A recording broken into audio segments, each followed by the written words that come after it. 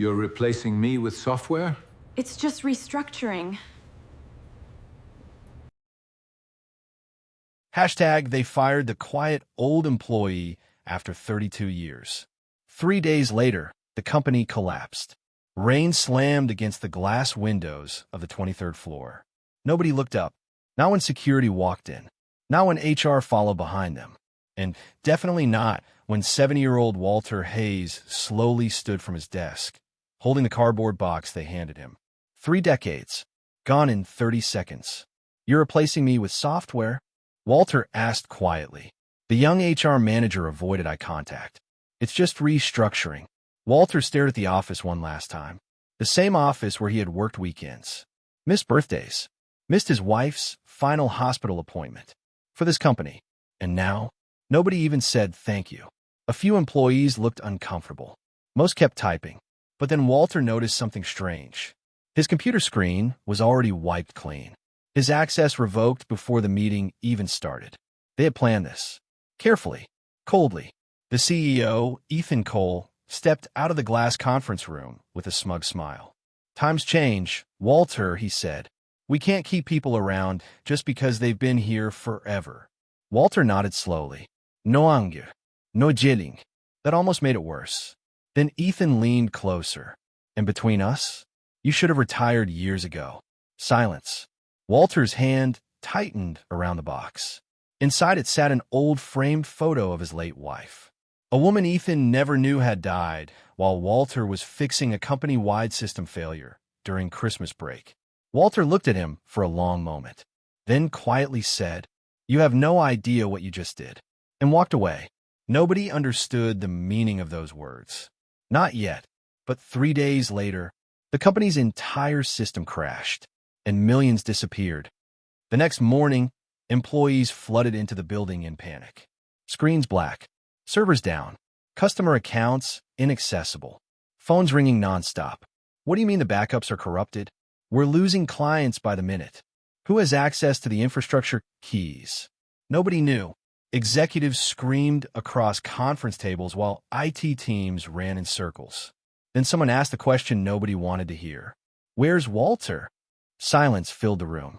A young engineer swallowed hard. He built most of the legacy infrastructure himself.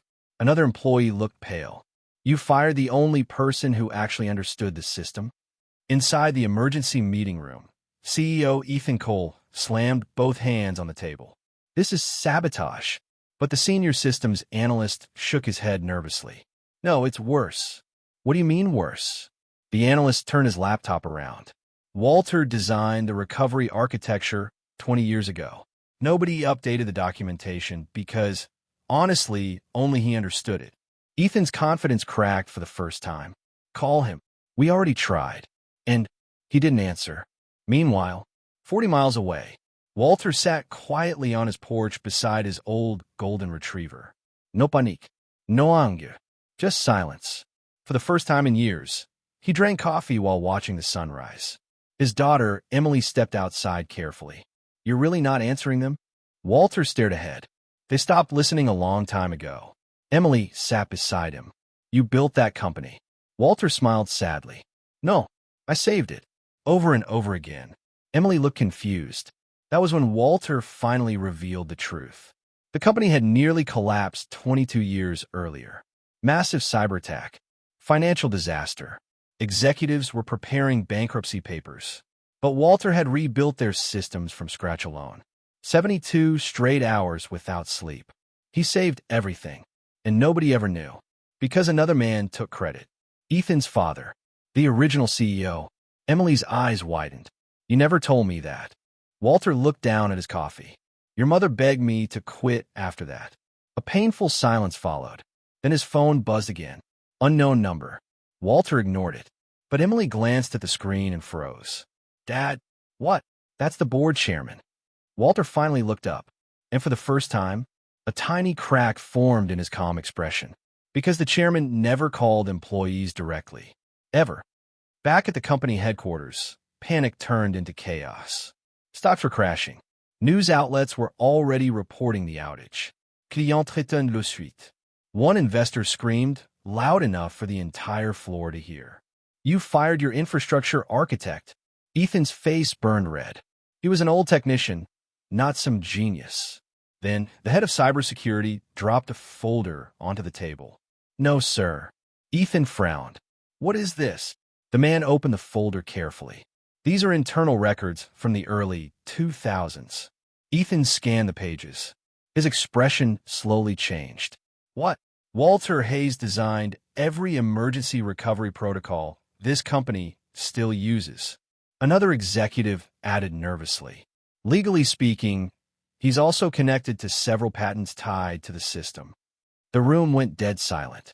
Ethan looked up sharply. What patents? The legal advisor swallowed hard.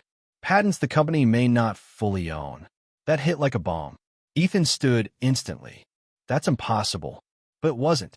Because decades earlier, Walter created critical infrastructure tools under his own name before signing partial use agreements with the company. Back then, nobody cared. Now, those systems powered almost everything. And Walter was gone. Ethan immediately grabbed his coat. I'm going to see him myself. But as he headed toward the elevator, another disaster arrived. The company's financial servers completely failed. And this time, the backups didn't come back. Before we go any further, let us know in the comments where you're watching from. We would love to hear from you. And do not forget to hit that subscribe button so you never miss any of our upcoming videos. Ethan drove through pouring rain toward Walter's small suburban home. The contrast was almost humiliating.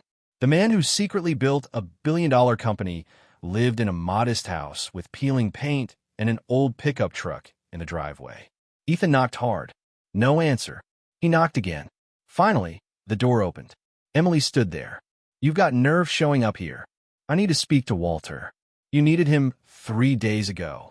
Ethan forced a fake calm smile. This situation affects thousands of employees.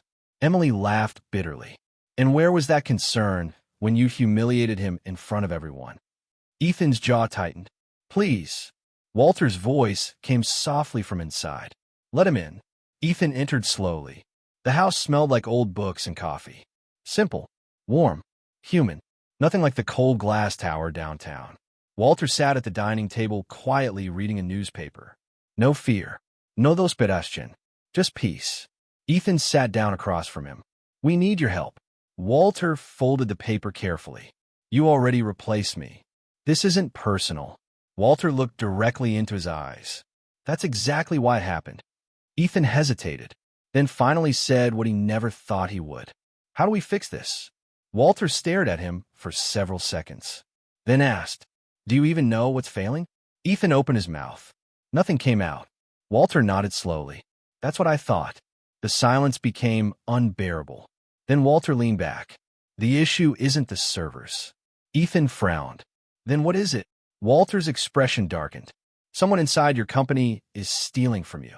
Ethan froze. What? Walter slid an old flash drive across the table. I noticed irregularities months ago. Ethan grabbed it carefully. Why didn't you report this? Walter laughed softly. I did. The room went quiet. I sent reports to upper management 6 different times.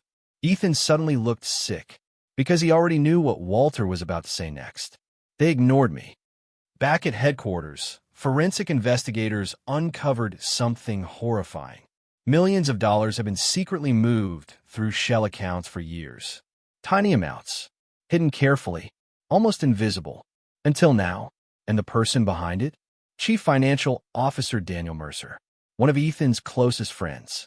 When security entered Daniel's office, he was gone. Laptop missing. Phone disconnected. Nobody could find him. Ethan stared at the surveillance footage in disbelief. Daniel wouldn't do this. But deep down, he knew he would, because Daniel had pushed hardest to fire Walter. Suddenly everything made sense.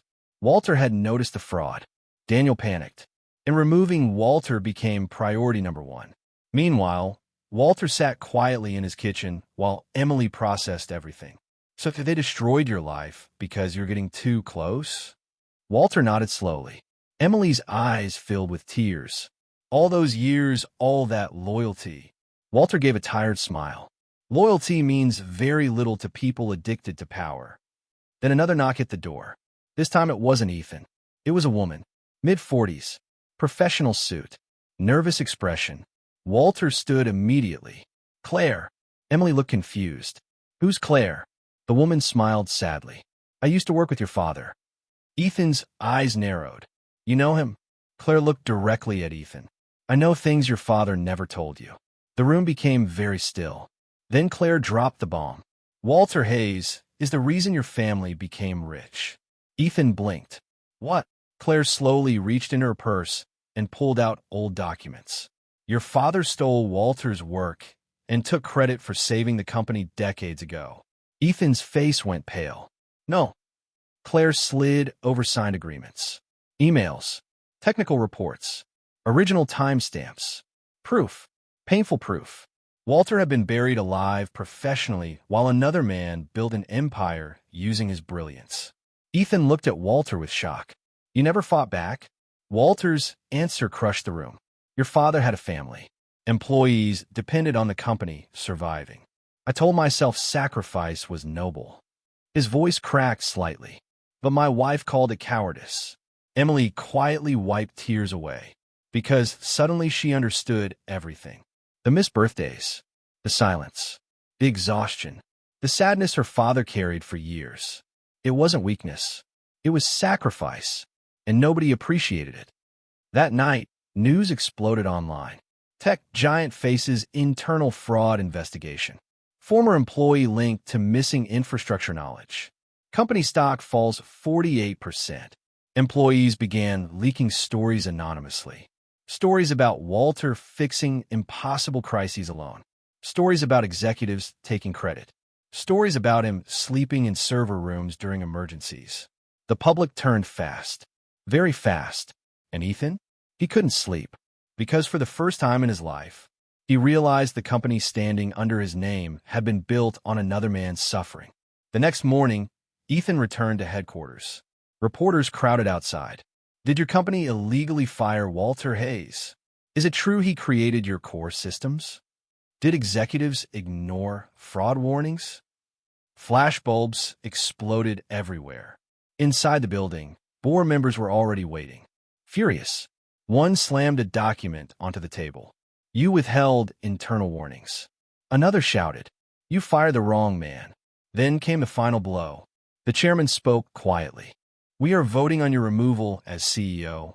Ethan's stomach dropped. Everything was collapsing, just like Walter warned. But then something unexpected happened. Walter walked into the building. Every employee turned. Silence spread across the lobby instantly. Some looked ashamed, others emotional. One young employee actually stood and started clapping quietly. Then another joined. Then another. Within seconds, the entire lobby erupted into applause. Walter looked stunned. People he barely knew were crying, because now they finally understood who he really was. Not some old employee, the foundation. Ethan stepped forward slowly. For once, no arrogance, no ego, just regret. I was wrong. Walter said nothing. Ethan swallowed hard. My father lied to me my whole life. Still silence. Then Ethan's voice cracked, and I destroyed the only man who ever protected this company. The room felt heavy with emotion. Walter looked around at the employees. Exhausted faces, scared families, people who might lose everything. And despite everything they did to him, Walter made a choice. I'll help stabilize the systems. Relief flooded the room instantly. But Walter raised one finger. One condition. Ethan nodded quickly. Anything. Walter looked directly at the board. Every employee they plan to replace unfairly keeps their job. Silence. Then slowly, the chairman nodded. Done. Walter turned toward Ethan one last time. And Daniel Mercer? Ethan's face hardened. We found him this morning. Walter narrowed his eyes. Did you? Ethan nodded. He tried transferring the remaining money offshore. And he was arrested at the airport. The room exhaled collectively. Finally, justice. But Walter wasn't smiling. Because money wasn't the deepest wound. Respect was. Over the next 48 hours, Walter worked beside younger engineers restoring the systems. But this time something felt different. People listened. Really listened. They asked questions. Took notes. Learned from him. And, for the first time in years, Walter didn't look invisible. One young engineer stayed late, helping him reconnect backup systems. You know, the engineer said softly, I almost quit tech because this company made me feel worthless. Walter looked at him carefully, then smiled. Never let broken people decide your value. The young man's eyes watered instantly, because he needed to hear that more than anyone knew. Meanwhile, the board officially removed Ethan as CEO. But before leaving the office for the final time, Ethan walked into Walter's workspace quietly. I don't expect forgiveness. Walter kept typing. You're right. Ethan nodded painfully. But I needed to say, I'm sorry. Walter finally looked at him, and what he said next stayed with Ethan forever. The most dangerous thing in the world is forgetting the people who built the bridge you're standing on. Ethan lowered his head, because that sentence described his entire life. 6 months later, the company looked completely different. Mass layoffs canceled. Executives investigated. Employee protections expanded. And near the front entrance of the headquarters stood something new. A bronze plaque. Simple words. Walter Hayes. 32 years of service. The man who held the company together. Employees touched it for luck every morning. But the biggest surprise came later. Walter was offered millions to stay permanently. He declined. Instead, he opened a small nonprofit training center for overlooked workers over 50. People society had discarded. People told they were too old, too slow, too outdated, too replaceable. Walter taught them everything he knew, and every single classroom stayed full. One evening, Emily visited the center after class ended. You happy? She asked. Walter looked around at the students, laughing together, then smiled peacefully, for the first time in a very long time. Emily hugged him tightly, and as the lights shut off inside the building, Walter glanced at an old photo of his late wife sitting on his desk. Quietly, emotionally, he whispered, You were right.